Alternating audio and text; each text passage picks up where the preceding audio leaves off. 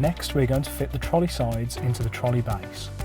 Start by lining up the uprights with the holes in the trolley deck and slot into place. Next, turn the trolley over so that we can secure the trolley sides. Fit the M10 bolts into the 4 holes and simply tighten using a 17mm spanner.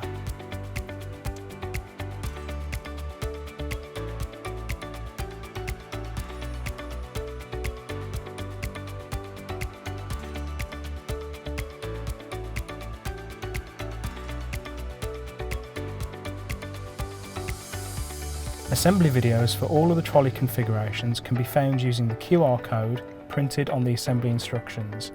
These are included in the handle carton.